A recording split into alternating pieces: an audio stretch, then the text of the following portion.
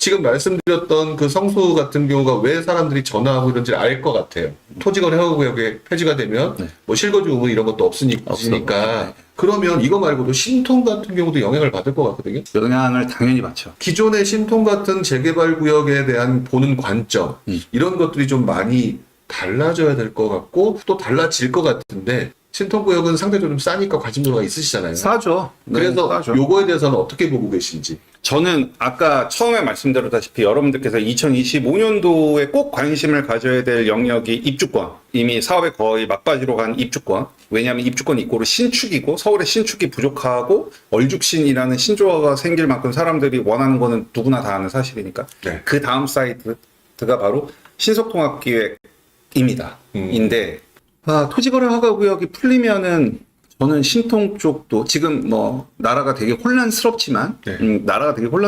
신속통합기획도 토지거래 허가구역이 풀리면 저는 좀 많이 긍정적일 거라고 보고요. 많이 긍정적일 거라고 보고 다만 사실 신통 얘기를 하려면 굉장히 긴데 신통에도 또 여러 가지가 있어요. 네. 뭐냐면 지금 신속통합계획에 선정되기 위해서 준비를 하는 그러니까 뭐 연번이라고 해서 무슨 번호가 있거든요. 그러니까 신속통합계획 이제 선정되기 위해서 준비하는 곳. 그 다음에 신속통합계획으로 선정이 됐지만 추정분담금이 발표되지 않은 곳. 그러니까 추정분담금이 발표되지 않았다는 얘기는 여러분들께서 수익을 분석할 수 있는 데이터가 없는 곳. 그 다음에 신속통합계획으로 선정돼서 추정분담금이 발표된 곳.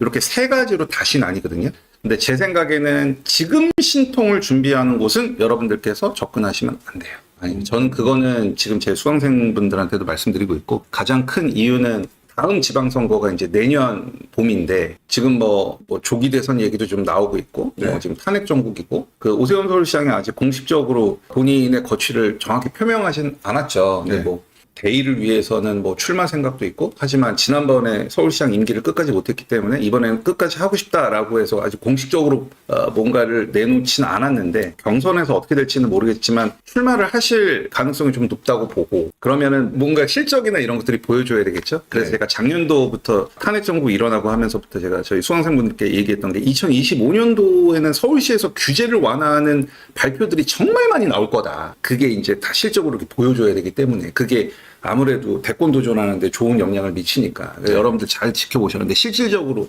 25년 되면서 지금 당장 토지거래 허가구역부터 지금 막 발표가 나고 있죠. 네. 그러면 정책의 지속성적인 측면에서 보면 결과적으로 뭐 조기 대선이 이루어지지 않는다 하더라도 내년 그러니까 지방선거까지 이제 채 1년 조금 넘게 남았거든요. 네. 그렇기 때문에 정책의 지속성 그러니까 옛날에 이명박 서울시장, 오세훈 서울시장이 뉴태논 사업을 막 밀다가 박원순 서울시장 딱 들어오면서 모든 게 다 이렇게 좀 스톱됐듯이 네. 그런 걸 배제해서는 안 된다.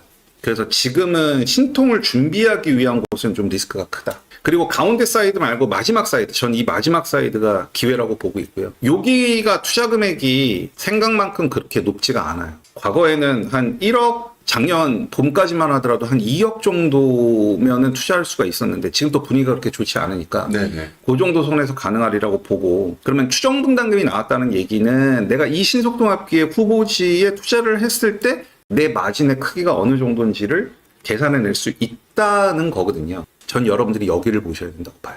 여러분들 혹시 뭐 시간 되시면은 지금 이 발언에 대해서 그 서울시 신속통합기획 담당 팀장님께 질문을 드리고 그분께서 답변하신 영상이 이제 오늘 오후 제 유튜브에 올라갈 건데 추정분담금이 발표되면 이제 곧 구역 지정이거든요. 그럼 이제 앞으로 지금도 그래서 구역 지정이 계속 되고 있거든요. 뭐 상도, 가리봉, 하왕에 구역 지정이 되거든요. 그러면 구역 지정이 딱 되면 서울시장이 바뀌더라도 시간은 늦춰질지언정 사업이 엎어질 확률은 저는 낮다고 봐요. 물론 다 엎어지지 않는다가 아니라 네. 정비구역으로 지정이 되느냐 안 되느냐는 사실 정비구역으로 지정된다는 얘기는 서울시 고시가 난다는 거거든요. 고시 번호 해가지고 그러면은 물론 옛날에 박원순 서울시장이 많이 없긴 했지만 뭐 조합설립 인가난 것도 엎으시긴 했지만 법도 그동안 많이 바뀌어왔고 그러면 추정분담금이 나왔다는 얘기는 곧 한 1년 정도 안에 정비구역으로 지정이 된다는 거고 그러면 속도가 빠를지 늦을지 제가 예상할 수는 없겠지만